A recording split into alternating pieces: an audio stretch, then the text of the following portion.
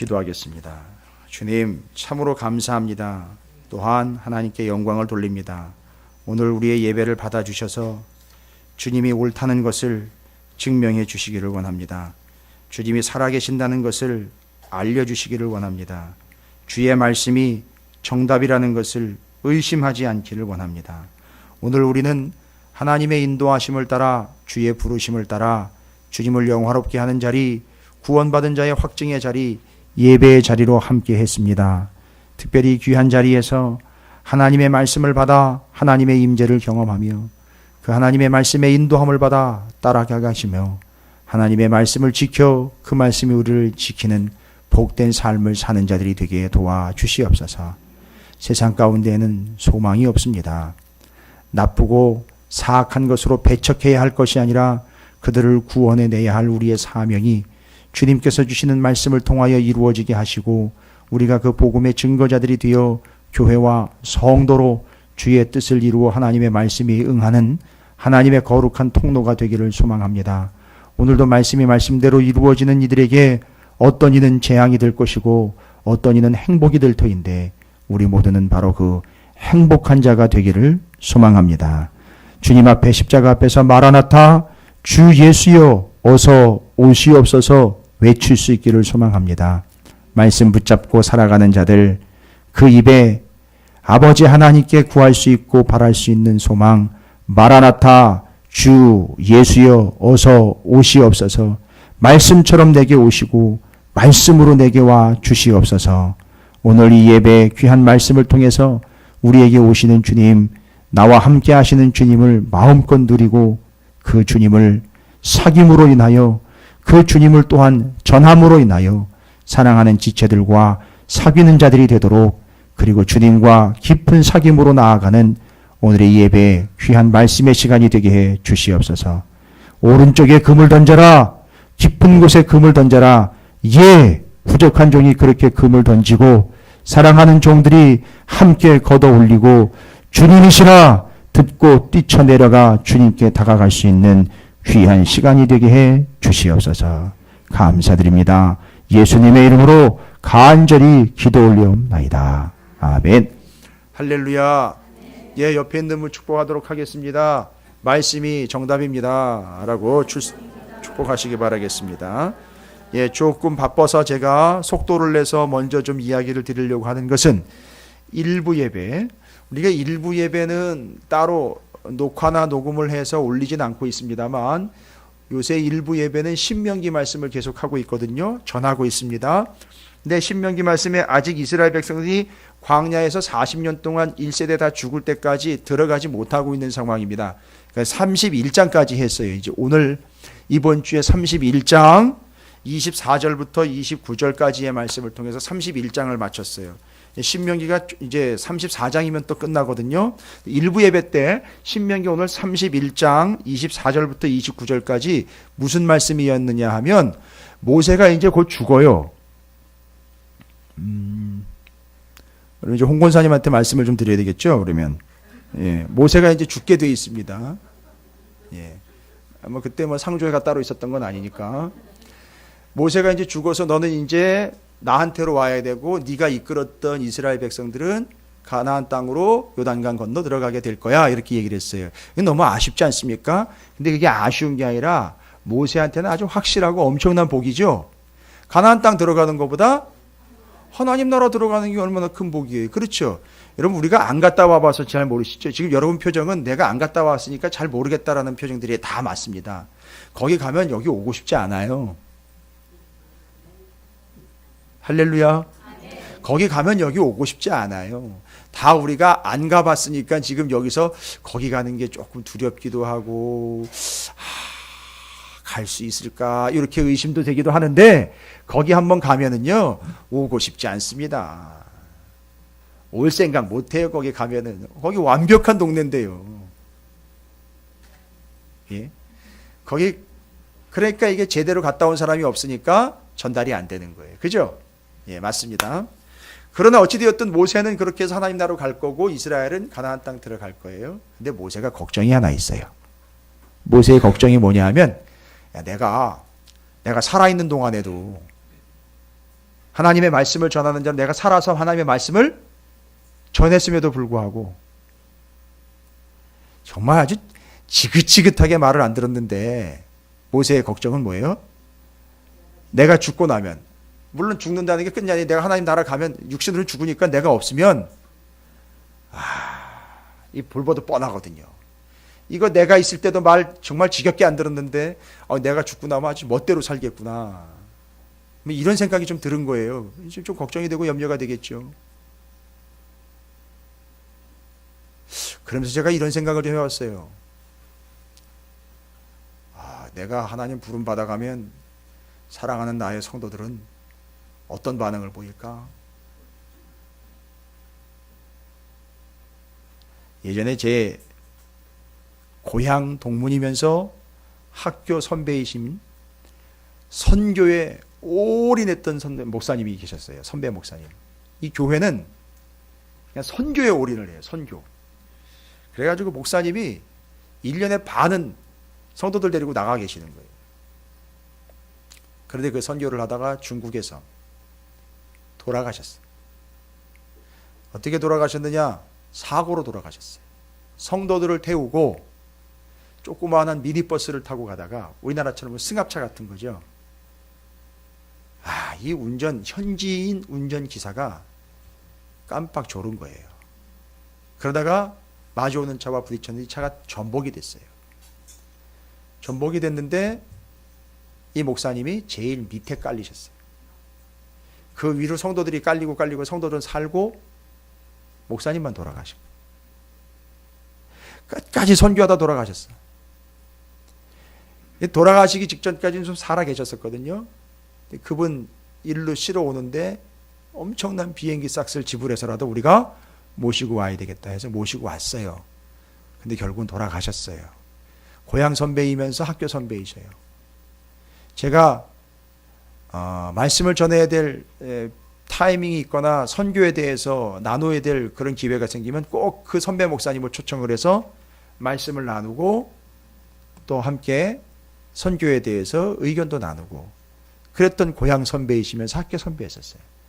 근데 그분이 혼자 깔리고 그 위에 성도들이 켜켜이 싸서 성도들 살고 돌아가셨어요.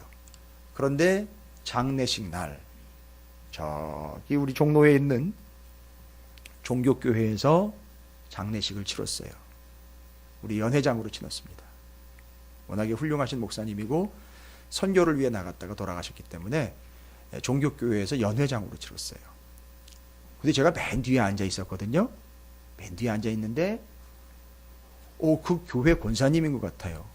그 교회 권사님이신데 맨 뒤에 제 옆에 앉으시면서 처음부터 끝까지 계속 우시는데 우시면서 하는 얘기가 딱 하나.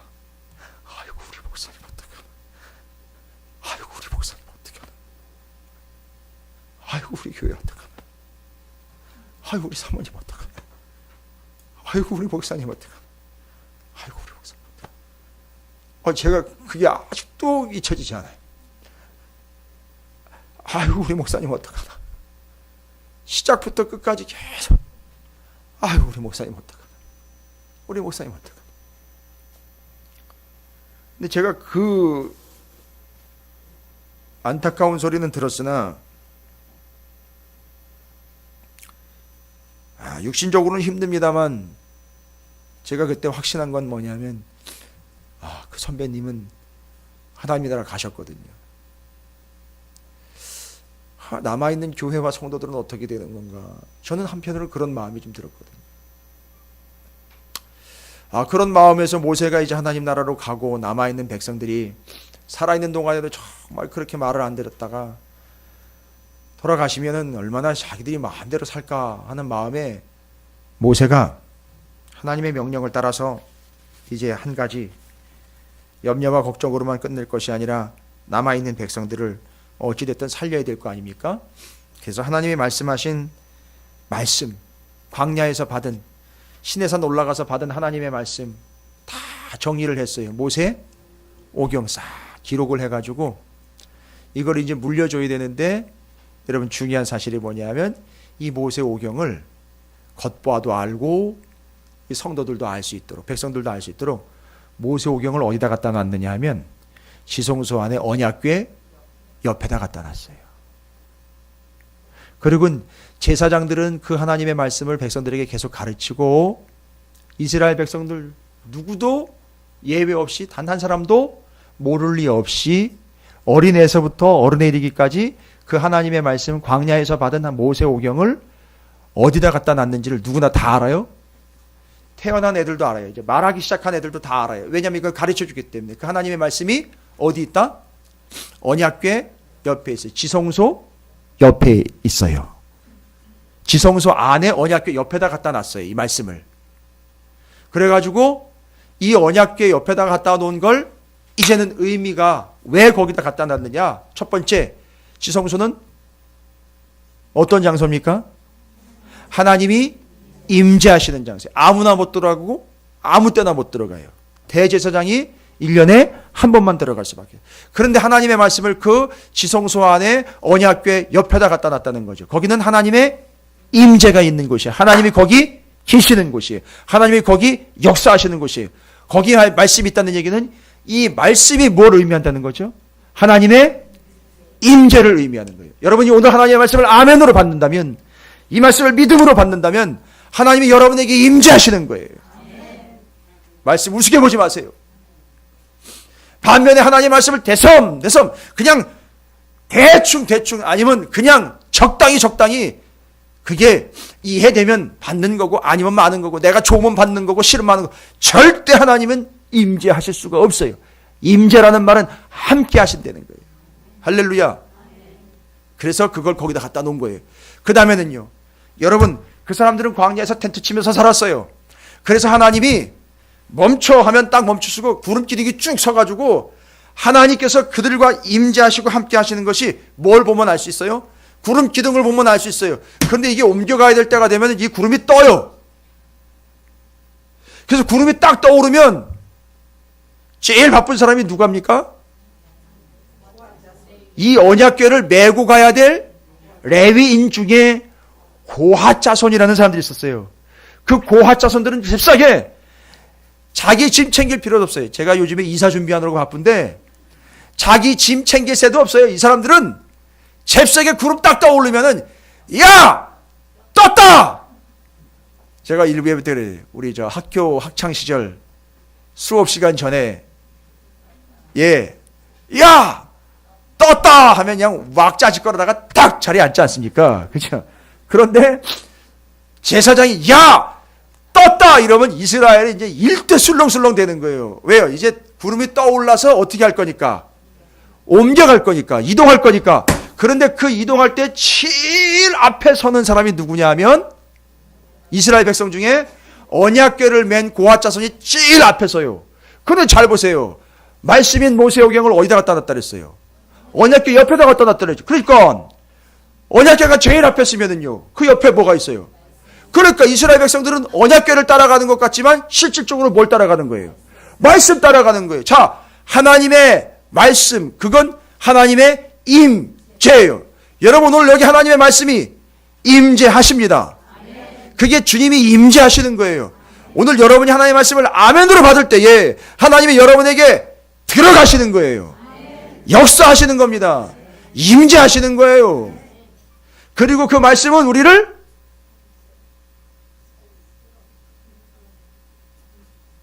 맨 앞에 선 게 언약궤였지만 언약궤 옆에 말씀이 있었으니까 본질적으로는 그 말씀이 우리를 이끌어가는 거예요. 절대 뭐보다 앞서면 안 돼요. 그렇죠. 그냥 뭐 하면 되는 거예요. 저 따라오지 마세요. 저 화낸 거 아니에요?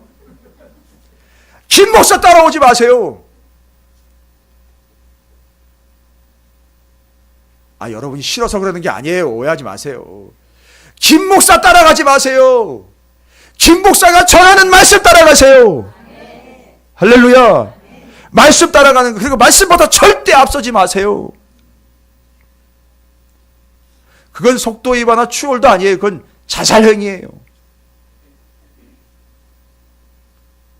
그래서 말씀은 따라가야 되는 거예요. 그리고 그 언약궤 안에 뭐가 있죠? 언약궤 안에 아론의 쌍난 지팡이 돌판 2개에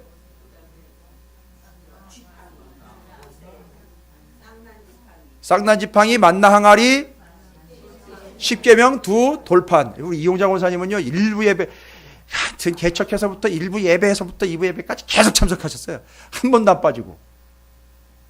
이따가 선물 드려야 돼 우리 권사님. 제가 실제로 이제 우리 아이들하고 있을 때는 아이들한테 선물 드리느라고 선물을 주느라고 권사님한테 못 드렸는데 정말 권사님한테 선물 하나 드려야 돼요. 제가 큰 거 드리지 않아요. 열심히 노트 하시라고 볼펜 뭐 또 수첩 이런 거 드려요. 여러분 일부 예배 분위기 되게 좋은 거 아세요? 오늘도 선물 받은 사람들이 상당히 많거든요. 그래서 시간이 좀 오래 걸려요. 이게 말씀을 전하면 확인하고 그래서 선물 주고 막 이렇게 주거니 받거니 하면. 저한테 선물 주는 사람은 별로 없어요. 예. 하나님이 주시는 걸로 저는 만족하죠. 어찌되었든 자 그런데 그 언약궤 안에는 아론의 쌍난 지팡이와 만나를 당했던 만나 항아리와 10계명 2 돌판이 있어요. 그런데 그 옆에 뭐가 있어요? 말씀 모세 오경이 있어요. 와우, 그 안에 뭐가 있다? 10계명이 있다 그랬잖아요. 10계명은요 의미가 뭐예요? 반드시 지켜야 할 거죠. 그러니까 그 옆에 뭐가 있어요? 말씀 모세오경. 그러니까 말씀이 뭐라는 거예요? 반드시. 그래서 모세오경엔 반드시 지켜야 될 게 몇 개가 있다고 그랬죠? 613개의 해야 할 것과 해서는 안 되는 것들이 모세오경엔 613개가 있어요. 그거 누가 세봤어요. 다. 유대인들이 다 세봤어요. 근데 그걸 몇 개로 요약을 하니까 10개로 요약하니까 그게 10계명 된 거란 말이에요. 그러니까 이 말씀은 반드시 지켜야 되는 거예요. 세 가지 의미요. 하나님의 임재, 따라야 할 것, 반드시 지켜야 할 게 뭐라는 거예요? 말씀이요. 그 말씀을 오늘 제가 여러분에게 전합니다. 그렇게 역사하시기를 주님의 이름으로 축복합니다. 어떻게 세 가지 외우실 수 있겠어요?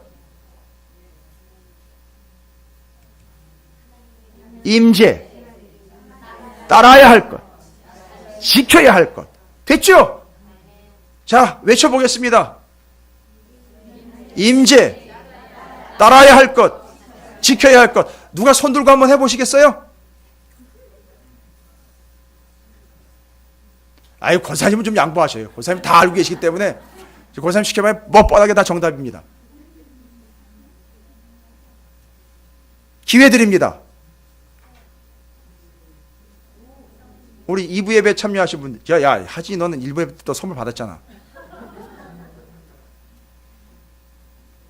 됐습니까? 세 가지 의미, 임재, 따라야 할 것, 지켜야 할 것. 그런데 잘 보십시오. 따라야 한다라는 말은 인도하신다는 말이에요. 임재라는 말은 함께 하신다는 말이에요. 지켜야 한다라는 말은 내가 말씀을 지키는 것 같은데 말씀을 지키다 보니까 그 말씀이 나를 지켜주더라는 거예요. 할렐루야. 이 의미를 정확하게 확인하시기 바랍니다. 오늘 전하는 말씀이 이와 같은 말씀이 되시기를 주님의 이름으로 축복합니다. 아니요, 그와 같은 말씀이에요. 진짜 그런 말씀입니다. 여러분, 말라기라는 말은 여러분 한번 따라해 볼까요? 말라기라는 말은 뜻입니다. 뜻. 나의 사자라는 뜻이에요. 한번 더 해보세요. 나의 사자. 그러니까 하나님 입장에서 나의 사자예요. 여러분, 사자라는 말은 뭡니까? 라이언이 아니라 사자라는 말은 뭐예요? 그렇죠. 일을 맡아서 일을 대신 처리하는 사람을 이야기를 해요. 그런데 하나님께서 나의 사자라고 하는 것은 하나님은 지금도 뭐 하시는 분이시죠? 그렇죠. 그러니까 뭐를 대신하는 사람이에요? 하나님의 말씀을 지금 대신 전하는 자예요. 그래서 말라기라는 말은 나의 사자로서 그 사람이 지금 나의 일을 대신해 뭘 하는 거죠? 말씀을 전하는 자라는 얘기예요. 근데 이 말라기는 구약 성경의 맨 마지막이에요. 말씀을 전하는데 맨 마지막에 전할 말씀이 뭘까? 아하, 요거예요. 말씀을 전하는 사자인데 맨 마지막에 말씀을 전한다. 그러면 맨 마지막에 전하고 싶은 말씀은 뭘까? 이겁니다. 마지막에 대한 말씀이에요. 마지막에 대한 말씀이에요. 제가 이거 말장난하는 게 아닙니다. 말라기는요, 1장부터 4장까지 쭉 다 읽어보시면은 이스라엘 백성들이 계속해서 하나님이 말씀하셨지만 그 말씀을 잘 지키지 않아요. 말씀의 의미가 뭐였는데요? 세 가지였잖아요. 임재, 따라야 할 것, 지켜야 할 건데 이게 이루어지지 않아요. 그때마다 하나님은 누구를 보내느냐 하면 선지자들을 보내요.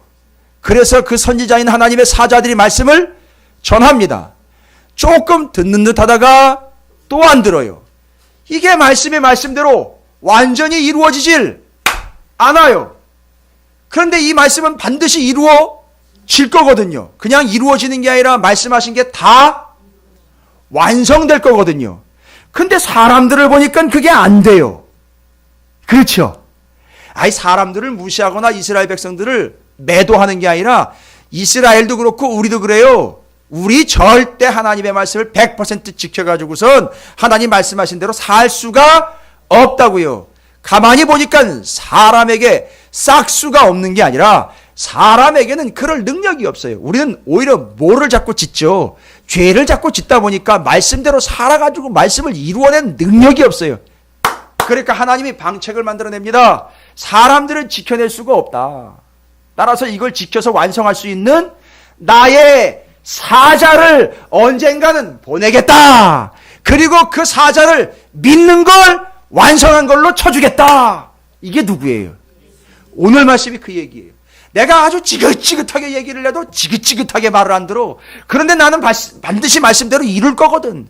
그런데 이 사람들도 그걸 그대로 따라야 되는데 안 하니까, 그대로 누우면 다 죽어버리니까 살리고 싶은 거죠. 따라서 그걸 다 이룰 수 있는 나의 사자를 보내서 그 사자가 그걸 완성하고 그걸 사람들이 믿으면 내가 그들 구원하지. 이 구조로 간 거예요. 이게 말라기에서 얘기하려고 하는 거예요. 그런데 그 사자가 누구냐 하면 예수 그리스도인데, 정확하게 여러분 여기 사자라고 나와 있고 3장 1절에 그 사자를 무슨 사자라고 나와 있습니까? 내 사자, 맞아요. 내 사자. 그 다음에 한 가지 그 사자를 설명하는 단어가 하나가 있어요. 뭐예요? 언약의 사자예요. 언약의 사자라는 말은 뭘까요?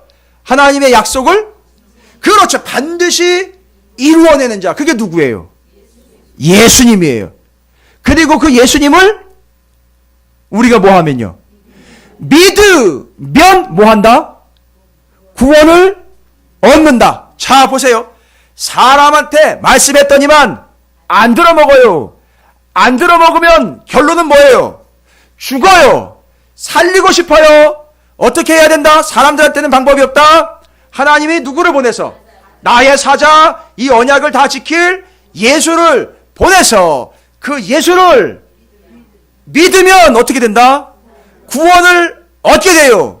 그러면은요, 그 이전에 하나님 말씀하신 것들은 다 어떻게 되는 거예요? 그 말씀들을 우리가 다 지키지 못하지만 누구를 보내주셔서? 예수를 보내주셔서 그를 믿고 구원을 얻겠죠? 그런데 그 이전의 말씀은 우리가 다 지키지 못하지요? 그래서 말씀 지켜서 구원 얻으려고 하면 못 받아요. 구원은 오직 뭘 통해서 구원을 얻습니까? 그 말씀을 이루신 예수 그리스도를 믿음으로 구원 얻는 거예요. 그러면 이제는 순서가 바뀌어버렸죠. 말씀을, 명령을, 그 율법을 지켜서 구원을 얻는 게 아니라 예수를 믿어서 구원을 얻었기 때문에 그 이전에 말씀하신 걸 이제는, 그렇죠, 구원을 얻은 자니까 은혜가 커서 시키지 않아도 행하게 된다. 여러분, 이게 복음의 틀이에요. 구조예요. 이거 헷갈리시면 안 돼요. 근데 아직도 우리는 뭐라고 얘기하냐면 그 말씀을 지켜야 구원을 얻는다라고만 이야기를 하고 있단 말이에요. 아니요, 구원은 예수 그리스도를 믿음이에요. 근데 그 믿으라고 하는 게 말씀에 기록되어 있어요. 그래서 그걸 지키는 거라고 얘기를 한 거지, 구원은 예수를 믿어야지만 구원을 얻게 돼 있어요. 근데 그 예수는 하나님의 말씀을 다 지켜 이루신 분이에요. 우리는 그 예수를 믿음으로 구원을 얻게 되었어요. 그리고 우리는 이제 그 하나님 말씀하신 것들을 시켜서 뭘 얻어내려고 어떤 보답을 위해서 지키는 게 아니라 구원해 주셨기 때문에 너무 은혜가 돼서 시키지 않아도 말씀대로 사는 거예요. 요 구조예요. 됐지요? 그래서 지금 하나님의 목적은 뭐예요? 이스라엘 백성들이 정말 지긋지긋하게 말씀 안 듣는구나. 그래서 이들 구원해내야 되겠구나. 구원해내려면 이 말씀을 완성해내는 언약의 사자를 보내야 되겠구나. 그 사자를 보내가지고 구원해내야 되겠구나. 알고 봤더니만 언약의 사자가 언제 와요? 여러분, 성경 한 장, 두 장만 넘기면 바로 와요.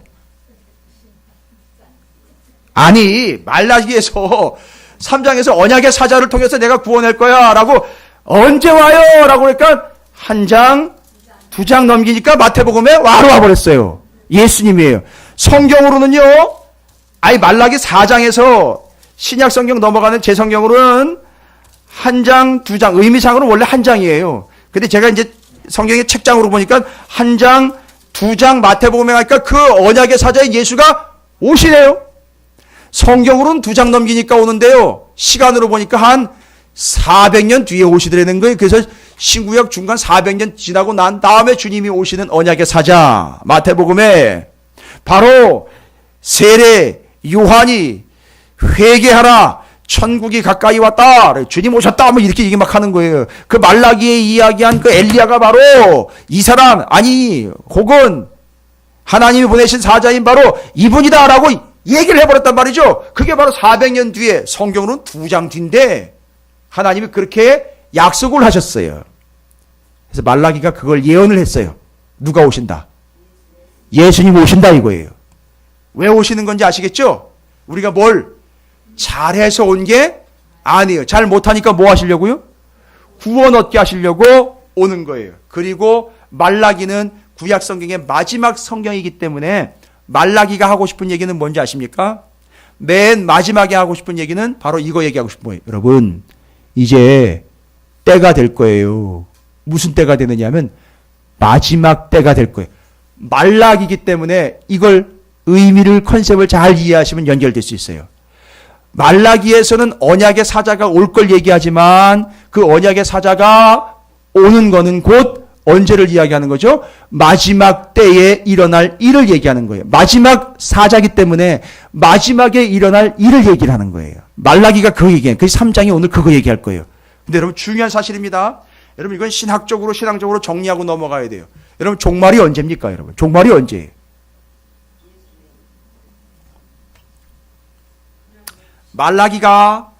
말라기가 언제 일어날 일을 얘기한 거라 그랬죠? 마지막 때 일어날 일을 얘기한 거라 그랬죠? 그런데 말라기는 그 마지막 때가 언제부터 오느냐라고 이야기했더니만 누가 오는 걸요? 언약의 사자가 오실 때부터 마지막이라고 얘기를 하는 거예요. 와우! 요한계시록을 공부해야 하는 게 아니에요. 말라기가 이미 얘기했어요. 여러분 마지막 종말은 언제입니까? 여러분 이거 헷갈리면 진짜 안 되는 거예요. 이거 세대주의자들과 이단들이 이것 때문에 우리를 꼬드기면서 속임수로 우리를 넘어뜨리게 하고 있어요. 마지막 때는 언제입니까? 종말. 이 세상의 끝날이라고 이야기하는 때는 언제? 막 땅이 갈라지고 막 하늘에서 막 별이 떨어지고 막 이래야지 마지막 때인 겁니까? 종말. 성경이 말하는 종말. 종말론, 에스카톨로지라고 하는 종말론이라고 이야기할 때 그 종말은 도대체 언제냐 이거예요. 여러분 반드시 알고 계셔요. 종말은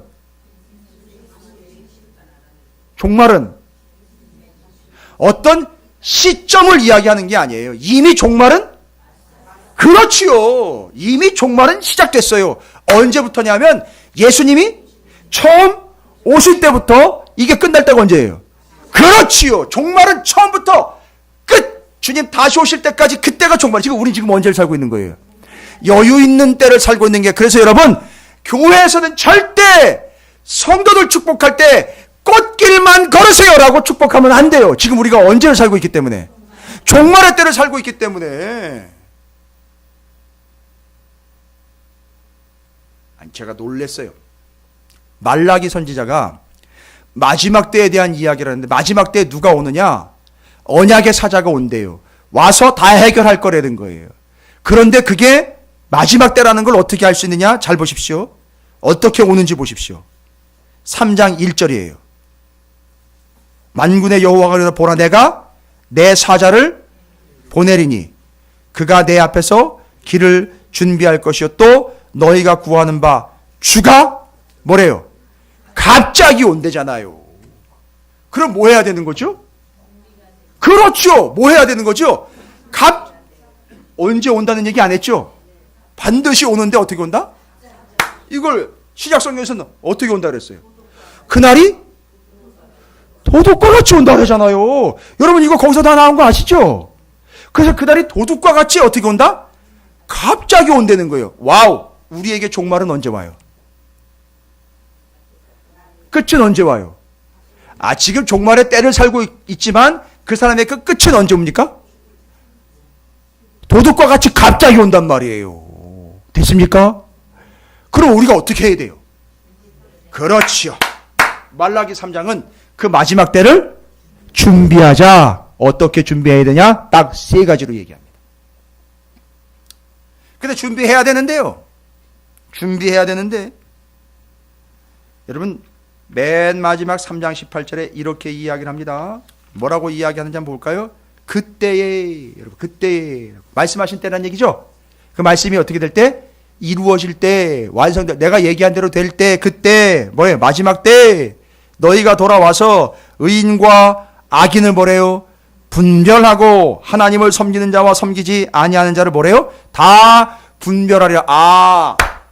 마지막 때 일어나는 현상이 뭔지 아시죠? 마지막 때에는 기냐, 아니냐, 그러냐, 아니냐. 여기 18절에 나오는 거는요. 의인과 악인, 하나님을 섬기는 자, 섬기지 않느냐는 자가 어떻게 된다는 거죠? 나누어지게 된다는 거예요. 분별하게 된다는 거죠. 그러면 여러분 우리는 말라기가 말하려고 하는 마지막 때가 어떻게 온다? 언약의 사자가 어떻게 온다? 갑자기 온다 그랬죠. 언약의 사자가 갑자기. 그러면 어떻게 해야 돼요? 준비해야 되죠. 어떻게 준비해야 되는지 세 개의 지침을 내려줍니다. 어떻게 준비해야 되느냐? 대전제는 뭐냐? 분별해야 된다는 거예요. 한번 따라해 보겠습니다. 우리는 마지막 때를 살아가는 자세입니다. 지금 마지막 때죠? 종말의 때를 우리가 살아가고 있죠? 언제부터 언제까지가 종말의 때입니까? 예수님 처음 오시고 난 다음부터 다시 오실 때까지가 마지막 때예요. 어떻게 해야 된다고요? 준비의 내용을 한 단어로 설명했죠? 분별해야 한다. 우리가 뭐 해야 된다? 분별해야 돼요. 근데 정말 교회와 성도들이요, 정말 분별력이 없는 사람들 너무 많아요. 이게 뭔지 저건지 분별 안 되는 사람들이 너무 많아요. 그래서 종말에 맞지 않는 삶을 살고 있는 사람들이 너무 많습니다. 분별해야 됩니다. 자, 그러면 제가 지금부터 무엇을 분별해야 되는지 세 가지 이야기 드릴게요. 이건 반드시 여러분 분별할 수 있어야 돼요. 헷갈리시면 안 됩니다. 오락가락 하시면 안 돼요. 재앙이 돼버립니다. 분별하십시오. 종말을 사는 때 말라기가 이야기한 주님, 언약의 사자가 왔다가 다시 오실 때까지 분별하는 삶을 사는 게 종말론적인 삶이다. 마지막을 준비하는 삶이다. 그럼 뭘 준비해야 되느냐? 첫 번째 뭘 분별해야 되느냐? 주님 중요한 것으로 우리에게 얘기합니다. 첫 번째 뭘 분별해야 되냐? 3장 2절입니다. 그가 임하시는 날을 누가 능히 당하며 그가 나타나는 때에 누가 능히 서리요. 그렇죠. 이게 지금 심판의 얘기를 얘기하는 거잖아요. 그죠? 마지막 때 얘기하는 거죠. 그때 그는 금을 연단하는 자와 불과 표백하는 자의 잿물과 같을 것이라. 싹 다 뺏겨낸다는 거예요. 싹 다 드러나게 한다는 얘기죠. 그러니까 지금 잘 보십시오. 그가 임하는 날을 누가 능히 당하리요. 그가 나타나는 때를 누가 서리요. 와우. 그러니까 지금 뭘 분별해야 되는 겁니까? 때를 분별하라는 거예요. 여러분, 이 때를 분별하라는 말을 가장 쉽게 설명할 수 있는 단어가 뭐냐면 이거 우리 많이 쓰죠. 우리가 이런 얘기 많이 해요. 대화 속에서. 야, 우리 그런 얘기 많이 하잖아요. 때를 분별하라는 말을 우리가 쉽게 삶에서 적용해요. 야, 지금. 그렇지요. 정답. 다시 한번요. 우리 방송으로 나갑니다. 여러분 제일 정확하고 또박하고 큰 소리를 내는 분들이 전국으로 방송 나가는 거예요. 마지막을 살아가는 성도들, 언약의 사자의 초림과 언약의 사자의 재림 때를, 종말의 때를 살아가고 있는 성도들과 교회들은 분별할 수 있어야 돼요. 첫 번째 뭐를 분별해야 된다? 때를 분별해야 된다. 때를 분별해야 된다라는 말을 우리말로 가장 쉽게 이야기할 때, 자, 여러분 외쳐주십시오. 야, 지금 그래서 좀 세게 얘기하셔도 돼요. 그럴 때는. 때를 분별해야 된다 이거죠. 여러분이 문장을 완성하시겠습니다. 그렇다고 괜히 또 부부지간에 부부 싸움할 때 또 이런 얘기 하지 마세요. 제발. 그 가족들끼리 막 이렇게 서로 훔쳐 이런 얘기 하지 마세요. 뭐를 분별해야 되니까? 때를 분별해야 되니까. 자, 옆에 있는 분 상처받지 않게 다정하지만 전곡을 찌르면서 명확하게. 자, 옆에 있는 분한테 축복의 메시지로 그렇게 이야기하겠습니다. 여보, 지금이 그럴 때야?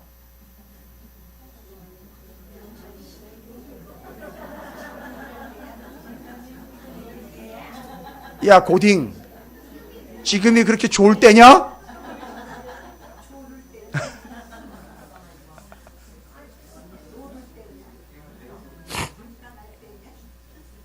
아니 지금 거기가 있을 때예요? 아니 지금 그걸 그렇게 할 때예요 지금? 아니 목사님 뭘 얘기를 하고 있는 거예요 자꾸? 아니 지금 그렇게 할 때냔 말이에요. 아니 그런 짓을 함부로 할 때냔 말이에요 지금이. 아니 지금이 자기를 나타낼 때예요 지금이? 아니 지금이 반찬 투정할 때냔 말입니다. 우리 교회는 반찬 투정할 때가 없어요. 틈을 주질 않아요. 그죠? 지난번에 겨울 성경학교 때 왔던 한 친구의 고백입니다.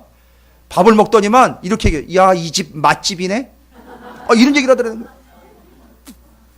여기 또 방송 듣고 또 밥 먹으러 오는 분들 많겠네요. 밥이라도 같이 잔뜩 먹여주면 좋죠. 지금이 그거 할 때야? 야, 지금 네가 그거 할 때니까. 야, 네가 지금 그렇게 여유 부릴 때냐? 저희 집에서 제일 많이 쓰는 단어입니다. 네가 지금 그렇게 여유를 부릴 때냐? 네가 그렇게 일찍 잠을 잘 때냐? 네가 그렇게 밖에 나가 돌아다닐 때냐? 네가 그렇게 돈을 함부로 쓸 때냐? 네가 그렇게 친구를 만나러 다닐 때냐? 네가 그렇게 영화를 보러 다닐 때, 영화 보는 건 문제가 아니지만 하여튼 어쨌든 지금 그럴 때냐? 성경에서는요, 신약 성경에서는 그 때를 분별하라고, 때가 그럴 때냐라는 거에 대한 다른 표현으로 뭐라고 표현하는지 아십니까? 때를 분별하라 라는 말에 다른 표현? 야, 지금 그럴 때야? 신약 성경에 분명히 나와 있어요. 뭐를 아껴라? 세월을 아껴라. 시간을 아껴라. 지금 그럴 새가 없어요. 하루 24시간을 놓고 지금 그렇게 할 데가 없어요. 그렇게 할 새가 없습니다. 예? 세월을 아껴야 됩니다. 진짜 세월을 아껴야 돼요. 지금 그럴 때가 아닙니다. 이렇게 표현을 하는 거예요. 그 다음에요, 뭐라요? 심지어는 그 때를 아껴라, 때를 분별하라, 세월을 아껴라라는 것 때문에 쉬지 말고 기도하라까지 얘기를 해요. 그 다음에는요, 그 때 때문에요, 뭐래요, 이게? 심지어는, 그렇죠, 깨어 있어라라고 얘기를 해요. 깨어 있어라. 그 다음에는요, 때가 가까움이라. 지금 그럴 때가 아니잖아요. 그죠? 그러니까 뭐예요? 때를 분별하라는 말은, 야, 내가 지금 이럴 때인가? 와, 내가 지금 이러고 있을 때인가? 내가 지금 거기 가서 그거 할 때인가? 내가 지금 예배 아닌 다른 걸 할 때인가? 내가 지금 헌신 아닌 다른 것에 관심을, 내가 하나님 아닌 다른 것에 관심을 가질 때냐 이거예요. 내가 말씀 아닌 세상의 얘기에 귀를 기울일 때냐, 아니 내가 교회 아닌 세상 사람들 얘기를 들을 때냐, 아니 내가 지금 우리 담임 목사님 말씀이 아닌 다른 사람의 말을 들어야 될 때냐 이거예요. 되지요? 되겠죠? 지금 뭐를 어떻게 하라? 때를 분별하라는 거예요. 말라기 선지자가 주님이 오시기 전에, 주님 갑자기 오실 텐데 그때 우리는 뭘 할 줄 알아야 된다? 때를 분별할 줄 알아야 돼. 그래서 주님이 오시자마자 요 때를 분별한 사람과 분별하지 못한 사람들이 드러났잖아요. 그래가지고 예수님을 따르는 자들과 따르지 않는 자들이 분명히 나눠졌게 됐죠. 됐습니다. 첫 번째, 뭐를 분별하라? 때를 분별하라. 자, 오늘 말로요, 여러분 정말 책망하거나 나는 잘났는데 너는 왜 그 모양이야 이런 얘기가 아니라 네가 지금 그럴 때냐 이거예요. 그렇죠? 이건 내가 먼저 들은 얘기죠. 네가 지금 그러고 있을 때냐. 다시 한번요. 완전히 문장을 완성해서 때를 분별하라. 시작. 대상이 안 보이시면 저한테 그러세요. 그냥 저한테 하시라고요. 네가 지금 야 김 목사 네가 지금 그럴 때냐? 하시라고요. 제가 지금 다른 목사님들 당신 지금 그럴 때냐고. 제가 지금 우리 감리교 교단에다가 아니 다른 교회에다가 다른 목사님들 다른 성도들 지금 그럴 때냐고! 라고 얘기해야 되는 게 지금 제 신청이에요. 지금 말 막 꼬이는 거 보세요. 지금 그럴 때냐고. 지금 감투 때문에 그 명예 돈 때문에 지금 그럴 때냔 말입니다. 마지막 때는 우리는요 뭐를 분별해야 된다? 때를 분별하는 거예요. 지금 말라기 선지자가 그 얘기하지 않습니까? 그죠? 내 때, 내 시간이 분명히 오는데 그거 분별할 줄 알아야 된다 라고 이야기를 하고 있어요. 첫 번째, 내 때를, 주님의 때를 분별하라. 네가 지금 그럴 때냐? 여러분 스스로에게 질문하시기 바랍니다. 두 번째는 뭘 분별해야 되느냐? 잘 보십시오. 3절입니다.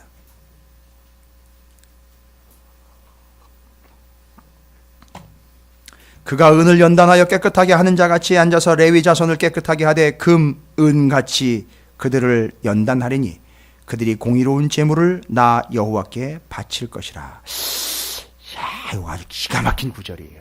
금, 은. 그런데 잘 보십시오. 그 제물을 나 여호와께 바칠 것이라 라고 이야기하면서 금, 은처럼 내가 만들겠다라고 이야기를 해버려요. 누구를요? 레위 자손이 이게 구별된 사람들이잖아요. 그죠?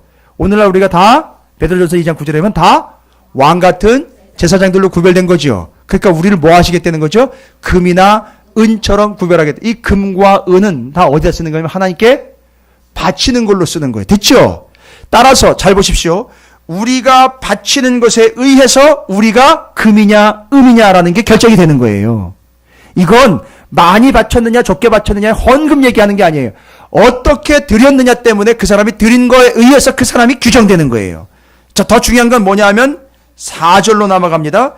그때 유다와 예루살렘의 봉헌물이 옛날과 고대와 같이 나 여호와께 기쁨이 되려니와 내가 심판하러 너희에게 임할 것이라. 점치는 자에게와 간음하는 자에게와 거짓 맹세하는 자에게 품꾼에 삭세대하여 억울하게 하며 과부와 고아를 압제하며 나그네를 억울하게 하며 나를 경외하지 아니하는 자들에게 속히 증언하리라. 만군의 여호와가 말하였느냐 나 여호와는 변하지 아니하니 그러므로 야곱의 자손으로 너희가 소멸되지 아니하느니라. 7절로 넘어가는데 여러분 중요한 얘기가 나와요.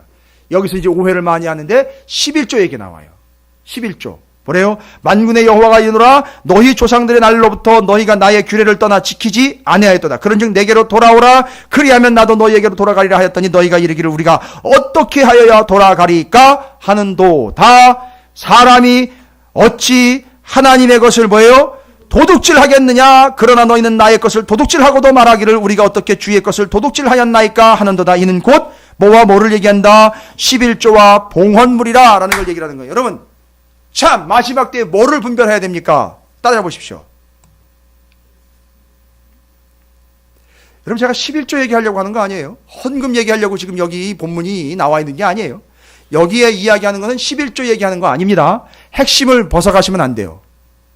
봉헌문 헌금 얘기하는 거 하려고 하는 게 아니에요. 지금 우리는 뭐를 해야 될 귀중한 사명에 지금 봉착해 있죠. 마지막 때 첫 번째 때를 분별해야 되죠. 지금 11조 얘기 나온 건 본질이 뭐냐면 11조 얘기를 하려고 하는 게 아니라 그렇지요. 하나님의 것과 아닌 것, 세상 것을 구별하라는 거예요. 할렐루야. 우리 성도들은 이미 이거 알고 있어요. 하나님의 것과 세상 것 특징이 뭘까요? 아니 다 얘기했잖아요. 맞습니다. 정답입니다. 이럴 때 정말 목사 할 만다요. 하나님의 것과 세상의 것 차이가 뭡니까? 그렇지요. 하나님의 것은 영원한 것이에요. 그러나 이 땅의 것은요 사라져 없어질 것이고 썩어질 것이고 바울은 그래서 이걸 배설물로 여겼다 그랬어요. 그런데 세상 것은 나쁘고 사악한 것이 아니라 영원한 것을 위하여 투자하라고 주신 거예요. 이런 걸 어떻게 하라는 거죠? 구별하면서 살라는 게 하나님의 것과 세상의 것을 구별하라는 거예요. 그럼 이걸 신약 성경에 오면은요, 신약 성경에 보면 이걸 어떻게 설명을 했는지 아세요? 서기관들이 예수님, 맞습니다. 빙고. 정답입니다. 정답. 권사님 맞습니다. 바로 신약에 서기관들이 예수님 넘어뜨리려고 로마에 세금 바치는 게 옳습니까? 그럽니까? 라고 아주 교활하게 질문을 던졌죠. 거기에 주님이 뭐라고 얘기를 했어요? 가이사의 것은 가이사에게, 하나님의 것은 하나님에게라는 거예요. 그래서 이 11조와 봉헌물, 11조 얘기 드립니다. 11조는 처음 기록이 된 게 저 위에 아브라함에 의해서 기록이 됐어요. 그 다음에 야곱에 의해서 기록이 됐어요.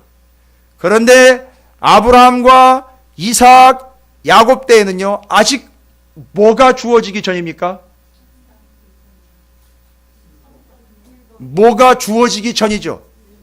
율법, 계명, 모세, 오경이 주어지기 전이에요. 주어지기 전에 이들이 먼저 하나님께 드리겠다라고 약속을 했어요. 무슨 얘기입니까? 이 사람들은 뭐를 알았다는 거죠?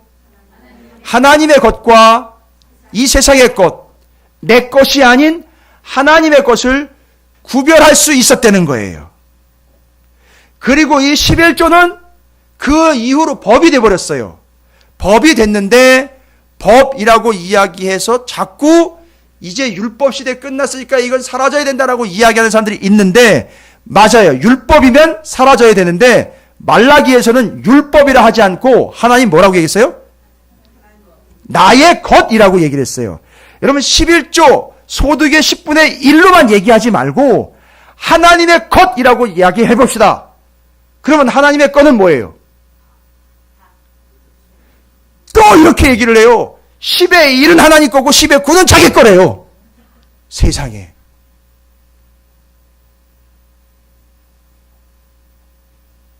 자, 11조 정리합니다.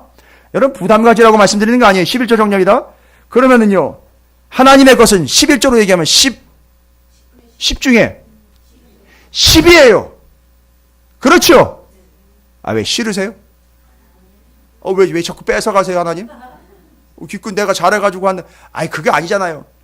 하나님의 것은 10분의 10개 다 하나님 거예요. 그렇죠? 그런데 이게 다 하나님 거라는 걸 대표로 10의 1로 드리는 거예요. 그게 내 거라는 거를 하나님이 확인해 주시는 거예요.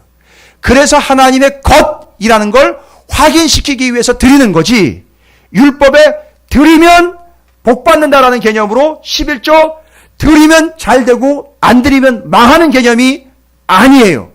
됐습니까? 만약에 이런 컨셉이라면 절대 드리지 마세요. 내가 11조를 내면 그걸 받으시고 하나님이 감동받아가지고선 더 많은 걸 주시겠지라는 착각으로 생각하고 있다면 절대 11조 하지 마세요. 그럴 리가 없어요, 하나님은. 그런데 여러분이 무슨 믿음이 있다면, 내가 쓰고 있는 것, 누구 있는 것, 먹고 있는 것, 가진 것 다가 하나님 것이다 라면 10의 1조를 구분해서 드리세요. 10의 1조라는 히브리어 원어의 뜻이 뭐냐면, 이건 대표, 큰 것, 처음 것이라는 뜻이 있어요. 무슨 얘기인지 아시겠죠? 그래서 그걸 드리면 하나님은 뭘로 받으신다는 거죠? 어떻게 받으신다는 거죠? 전부 다 내 거라는 걸 이 친구가 인정하고 있구나. 그래서 기쁘게 받으시는 거예요. 그러면 전부 다 누구 거니까? 그러니까 전부 다 하나님 거니까 하나님이 절대 뭐 하지 않게 하시죠? 손해보지 않게 하신다는 거. 하나님 거기 때문에. 됐습니까? 그런데 10의 1은 하나님 거고 10의 9는 내 거고 하면 그때부터 이제 하나님과 싸우기 시작하는 거예요. 뭔 얘기인지 아시겠죠? 그래서 뭘 구분할 줄 알아야 된다? 하나님의 것과 세상의 것을 구분하셔야 되는 거예요. 여러분 11조 얘기하는 거 아니에요. 하나님의 것과 세상의 것. 그런데 하나님의 것의 특징이 뭐냐? 영원하고 썩지 아니하는 것. 그걸 위해서 세상의 것을 투자하는 거예요. 지금 여러분 이 시간이 뭐 하는 시간인지 아시죠? 시간을 보내고 있는 게 아니라 시간을 1시간 좀 넘는 시간을 영원한 시간을 위해 투자. 왜요? 여러분이 하나님 나라 가면 오늘 요한계시록에도 이제 나올 거예요. 흰 두루마기 입은 사람들 막 나와요. 그럼 그 사람들 거기 가가지고 뭐 하고 있어요 지금? 거기서 다른 거 안 해요. 예배하고 찬양하고 주님과 직접 대화를 나누니 그게 바로 예배예요. 그러니까 여기서 여러분이 지금 1시간 투자하시면은요, 여러분 이 다음에 하나님 나라 가서 구원받아서 절대 그 시간이 어색하지 않아요. 절대 힘들지 않아요. 그때 거기 가면은 휴대전화도 없을 텐데요. 인터넷도 안 될 텐데요. 검색도 안 될 텐데요. 주보도 없을 텐데요.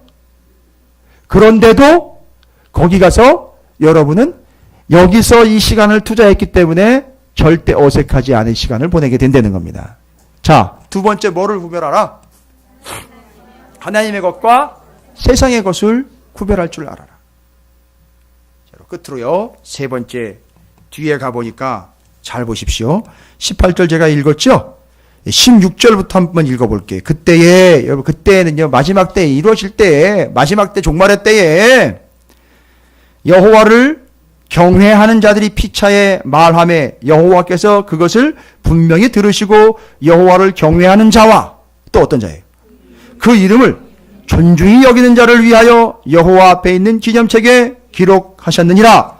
만군의 여호와가 이르노라. 나는 내가 정한 날에 그들을 나의 특별한 소유로 삼을 것이요 또 사람이 자기를 섬기는 아들을 아낌같이 내가 그들을 아끼리니 그때에 너희가 돌아와서 의인과 악인을 분별하고 하나님을 섬기는 자와 섬기지 아니한 자를 분별하리라. 여러분 이미 마지막 때가 되면은요 이미 분별이 돼요. 사람들이 분별이 돼요. 사람이 분별이 돼요. 그럼 어떤 사람으로 분별된다고 나와 있죠 여기? 의인과 악인으로 분별이 돼요. 그 다음에는요 하나님을 섬기는 자와 섬기지 아니하는 자로 분별이 됩니다. 그런데 내용을 가만히 보니까 그때 너희가 돌아와서라는 걸 보니까 우리 보고는 뭐라고 해요? 너희는 이미 이제 돌아와서 어떤 자가 된 거죠? 그렇죠. 의인이 되었고 또 어떤 자가 됐죠? 하나님을 섬기는 자가 되었으니 너희는 어떤 존재가 되라? 너희는 이미 의인이 되었고 하나님을 섬기는 자가 되었으니까 이제 너희의 믿음의 눈으로 분별하는데 뭐를 분별하라? 그렇죠. 세 번째 의인과 악인을 분별하고 그 다음에는요 하나님을 섬기는 자와 섬기지 아니하는 16절로 가면은요 여호와를 경외하는 자와 경외하지 않는 자 구분하라는 거죠. 그 다음에는요 그 이름을 존중히 여기는 자와 그렇지 않은 자 구별하라. 여러분 구별해가지고 뭐 어떻게 하라는 거예요?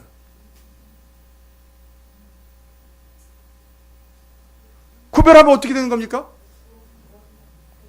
이게 마지막 때이기 때문에요 바빠요. 아니 이제 시간이 없어요. 마지막 때이기 때문에 이미 우리는 뭐가 되어서 분별력을 가져서 첫 번째 뭐를 분별하게 됐죠? 그렇죠. 그 다음에 뭐를 분별하게 됐죠? 하나님 것과 세상 것을 구별하게 됐어요. 이제 곧 하나님 부를 테니까 하나님 영원한 나라로 갈게 되니까 준비가 돼 있는 거예요. 그렇죠. 그 다음에는 같이 갈 사람과 같이 못 갈 사람을 의인과 악인을 분별할 자가 됐어요. 그러면 의인과 악인을 분별하면 어떻게 됩니까? 이건 마지막 때 얘기예요. 자, 구분이 됐어요. 의인과 악인이 구분이 됐습니다. 그럼 이제 어떻게 할까요? 여러분 구분이 되면 우리가 정죄하는 자가 돼서는 안 되고요. 구원해 내야 할 자들은 반드시 찾아가 구원을 해야 되고요. 존귀히 여기는 자, 이름을 존경하는 자, 그 다음에 여기 나와 있는 대로는 의인, 쪽 자기가 스스로 의롭게 된 게 아니라 예수 그리스도에 대해서 의해서 의롭게 된 자들과 여러분 어떻게 되는 거죠? 서로 주중의 얘기로 맞습니다. 권사님. 오늘 홍 권사님 홈런 계속 치십니다. 뭐 하는 자가 되어라? 사귀는 자가 되어라. 여기 의인 되었다라는 말은요. 의인 되었다라는 말은 누구와 사귐이 완성된 거죠. 그렇죠. 주님과 사귐이 완성돼. 따라서 이렇게 사귐이 완성된 사람들은요. 딱 보고 구별해가지고서 누구와 사귄다는 거죠. 하나님을 섬기는 자로서, 하나님을 사귀는 자로서 다른 죽어가는 영혼들도 누구를 어떻게 만들어야 되는 거죠? 하나님과 사귀는 자가 되도록 해야 된다는 걸 얘기하는 거예요. 이걸 분별할 수 있는 자가 되는 거예요. 할렐루야. 야, 이게 이제 구별이 되는 거예요. 그러니까 여러분, 친구 따라 강남 간다. 그 친구가 어떤 친구인지 알아보자. 강남이면 다 강남이냐? 천당 밑에 분당이 있어도 친구 따라 가다가 지옥 가는 수 있으니 함부로 따라갈 게 아니라는 거예요. 그걸 뭐 하라는 거예요?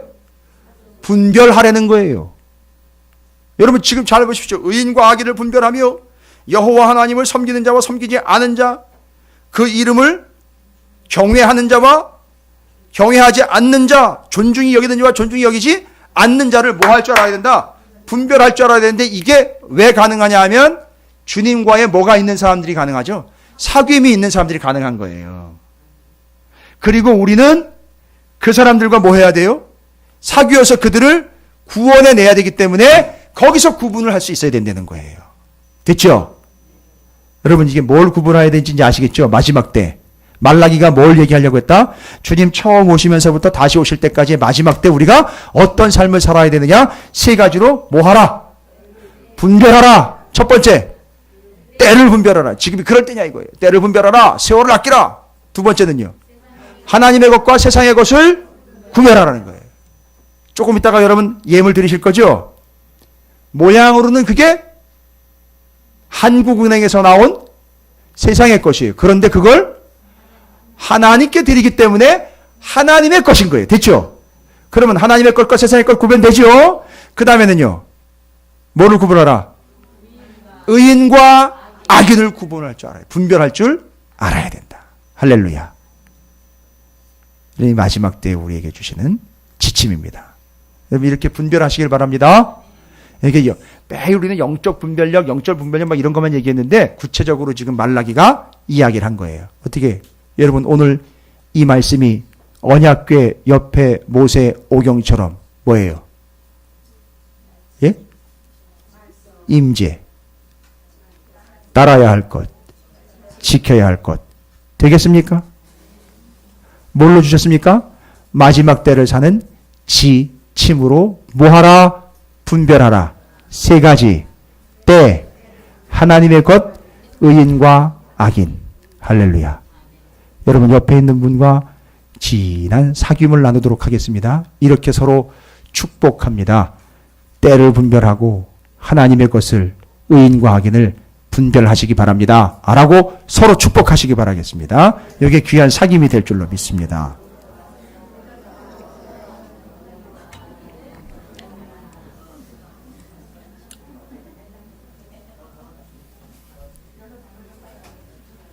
할렐루야. 결단하겠습니다. 여러분 이거 세 가지로 기도하시면 되겠죠? 하나님, 제가 하나님의 때를 분별하기를 원합니다. 두 번째는요, 하나님의 것과 세상의 것을 분별하기를 원합니다. 의인과 악인을 분별하기를 원합니다. 이렇게 세 가지로 꼭 기도하십시오. 이게 마지막 곧 주님이 처음 오셨을 때부터 다시 오실 때까지 종말을 사는 성도들에게 주신 지침입니다. 이거는 여지가 없어요. 이건 지침으로 주신 거기 때문에 반드시 따라야 됩니다. 주님의 이름을 한번 부르시고 소리내어 결단하도록 하겠습니다. 세 가지 분별하며 살겠습니다. 함께 기도합니다.